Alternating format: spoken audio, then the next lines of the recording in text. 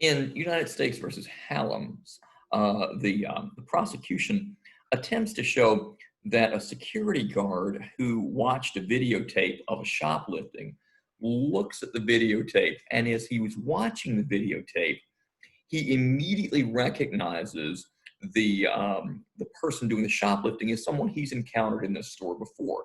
So the video pops up. They watch it, and he says, "That's Teresa Hallums." Now, the only reason that we're offering this particular piece of testimony as a present sense impression is because the officer is not available to testify or is not testifying in court. If the officer were testifying in court, he could absolutely look at the videotape in court and say, "Do you recognize this person?"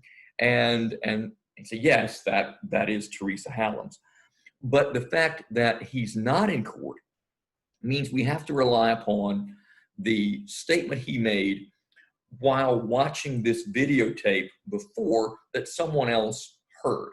So someone hears him say, "That's Teresa Hallums," and he's not available to come to court and make the identification in court of the person on the videotape.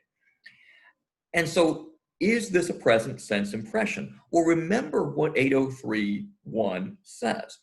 If you are responding to an event immediately or immediately after or at the very time the event is occurring, and your response relates to the event and describes the event, then it's admissible as a present sense impression. The whole idea behind the present sense impression is that you don't have time to concoct a false story in your head. There's no mental space to do anything but spit out your immediate first reaction, which, if not accurate, is at least not fabricated.